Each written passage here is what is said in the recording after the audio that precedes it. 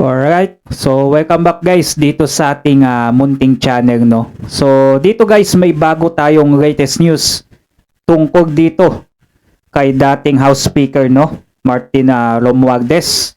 So eto na, pinakahihintay ng lahat.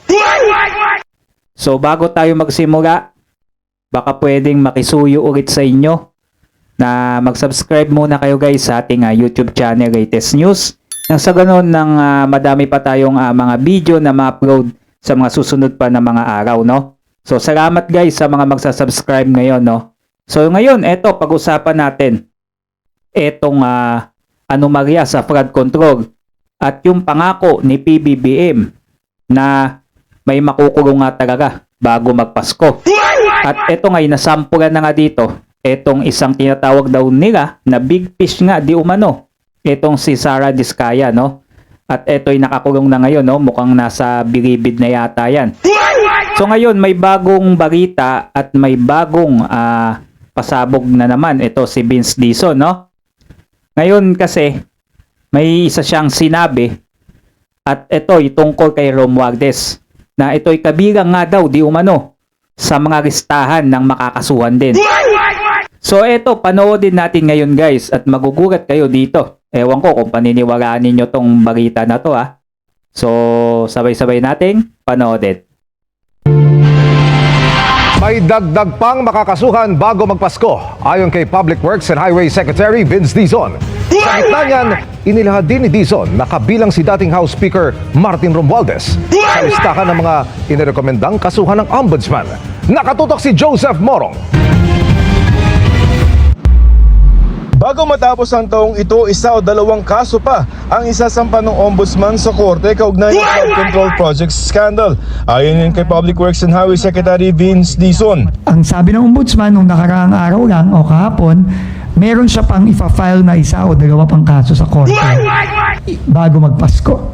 Sa gitna ng panawagang may mapanagot ng malalaking isda, sinabi ni Dizon na 23 individual ang kinasuhan na sa Sandigan Bayan at Regional Trial Court. May proseso tayo, hindi ba? Magpa-file sa ombudsman magpa-file sa korte.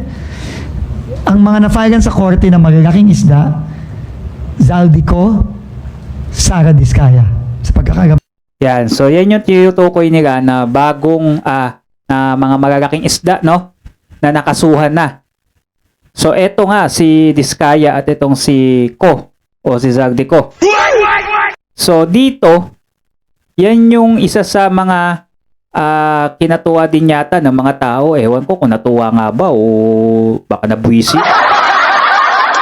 So eto, si Zaldico at si Diskaya, isa pa lang dyan na nakukulong, no? Si Zaldico di pa nila mahuli kasi nasa ibang bansa siya nagtatago. Samantalang ito si Diskaya ay talagang nangiyak-ngiyak talaga to nung arestuhin ng NBI. Dahil di umano yung kanyang mga anak ay paano na nga daw. Kawawa daw yung mga anak niya kung siya'y makukulong. At eto, sa tingin nyo kaya si Romualdez ay makakasuhan at magagabasan din kaya ng warrant? So, tingnan natin. Tama ba? Di ba? Tama? Tapos mga regional director. Kabilang naman sa inirekomendang makasuhan ayon sa listang inilabas ni Dizon si dating House Speaker Martin Romualdez. Yung mga nasa ombudsman, ang dami noon, 87. Including former Speaker Martin Romualdez, senators, congressmen, Secretary Bunoan, Undersecretary Cabral, Undersecretary Bernardo, they're all there. Ngayon, magtiwala tayo sa ombudsman natin. Dati Ano daw magtiwala sa ombudsman? Mukhang putok sa buwan na magtiwala ang taong bayan dyan kay Ombudsman Boying ah. So ayon pala dito kay Dizon, 87 ang nasa ombudsman ngayon, no? Na nakabinbin pa yata o nakasampa. Sa 87 na yan, sino-sino kaya yan? Samantalang tukoy na, nakasama nga daw dito si Romualdez. Baka pagdating ng 87 na yan, baka 20 lang dyan ang makulong. So tingin nyo, maniniwala ba kayo na yung 87 na yan, lahat yan makukulong? Mukhang malabo, di ba? sinabi ni Romualdez na wala siyang kinalaman sa mga questionable flood control project. Sa isa namang pahayag ngayon, ipinunto ng kanyang abogado na hindi naman inirekomenda ng ICI na kasuhan si Romualdez. In fact, the ICI made it clear in their referral that it was issued without finding or conclusion of guilt or liability on the part of former Speaker Romualdez. Nagsumite naman ng Commission on Audit o COA sa ICI ng 4 na audit report tungkol sa 330 million pesos na umunoy ghost flood control project sa Bulacan.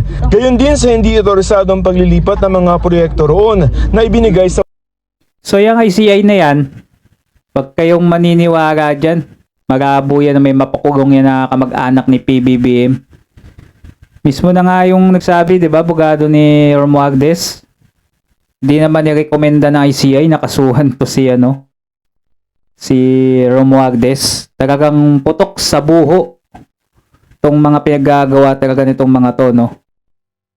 Alam kasi nila na may sasalo sa kanila eh. Ewan ko lang kung ilaglag siya ni PBBM, kamag-anak siya, magabo.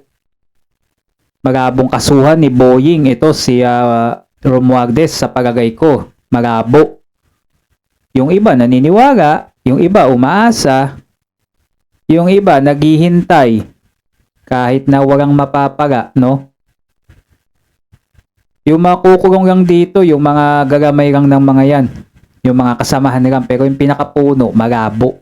Wow Builders. Pag-aaralan na yan ng ICI para sa posible mga reklamo o referral sa Ombudsman. Si dating ICI? Public Works Secretary Manuel Bonoan na sinamahan umano ang asawa sa medical procedure nito sa Amerika noong Nobyembre, hindi pa nagbabalik bansa base sa record ng Bureau of Immigration kahit December 17 ang sinabing petsa niya ng pagbabalik. Ay nako, sasakit lang ang ulo ninyo sa mga balita na wala namang saysay. Kasi hanggang ngayon, magigit na isda pa din yung nakukulong. Hindi pa din yung mga bigatin talaga. Sana naman maglabas-labas yung ICI naman ng matinong magandang balita, no? Na makasuhan man lang kahit kung hindi na si PBBM, ito na si Romualdez. No? Sana ganun. Ano say ninyo guys? Comment down below kay sa video natin. Kung nakabot din kayo, nako, subscribe na kayo sa ating channel. Baka sa susunod na balita natin, matuwa na kayo. Hahaha. Yun, thanks for watching. Have a nice day.